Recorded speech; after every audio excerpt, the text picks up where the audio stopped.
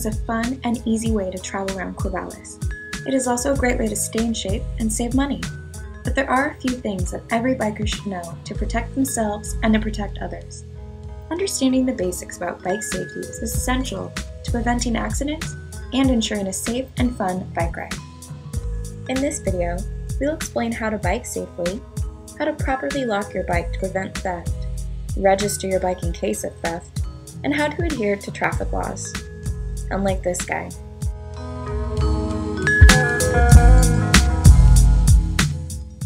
First, we have Tim Spencer, manager of Bike and Hike, to discuss what equipment you will need to be legal and safe. So what it takes to be safe is a red rear flashlight. We recommend putting one of those on the bike as well as getting that front white headlight. The other thing that we highly recommend is a helmet. It's what's called ANSI approved and it'll keep you safe in case of an accident. Okay, so my tires are pumped, my brakes work great, I have a helmet and both lights, but what else do I need to be safe on the road? To bike safely, you need to follow basic traffic laws. Most importantly, signaling. Make sure you practice and memorize these turn signals before biking with traffic. When you clearly signal, you allow other bikers, pedestrians, and vehicles to prepare for your stop or turn. Remember, you do not have brake lights like cars do, so other bikers and vehicles cannot prepare for your stop unless you signal. Failure to signal is one of the main causes of accidents. You must stop at every stop sign and be prepared to stop at crosswalks. Follow all traffic signs, just as cars do. Also, if you want the rights of a pedestrian, you need to be a pedestrian. Get off your bike and walk at crosswalks and on busy sidewalks. If possible, try to always stay in a designated bike lane. Bike lanes provide you with your own space without interference from cars or pedestrians. However, not all roads are big enough to install bike lanes. In this case, you will see what is called a sharrow. This indicates that both cars and bikes must share the same lane.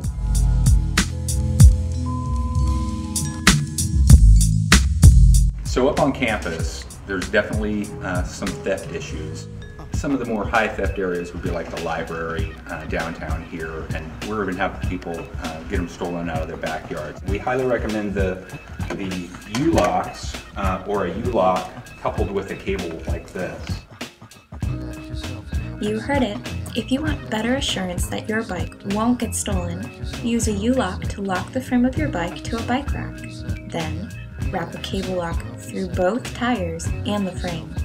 If you lock just your frame or just your tire, the rest of your bike is at risk. Also, please remember to never lock your bike to a wheelchair ramp. It is illegal. Any bike locked to a ramp, whether it's obstructing the path or not, will be impounded.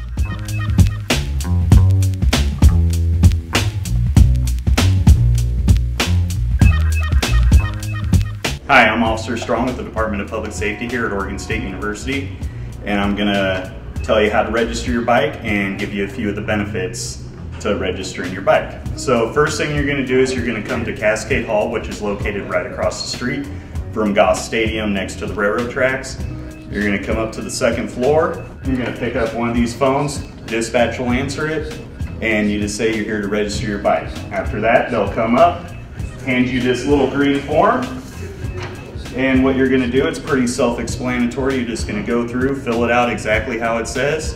For the serial number, it's different on every bike. You can ask the dispatcher if you can have an officer come out and show you where the serial number is.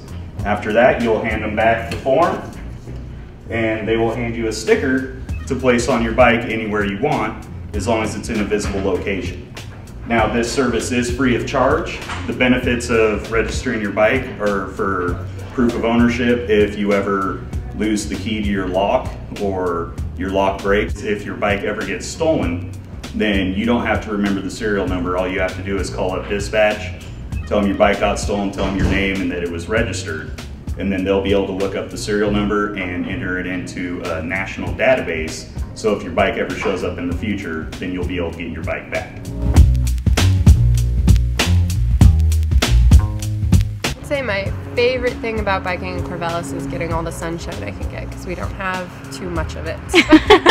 I like being able to get to my destination faster than any other mode of transportation.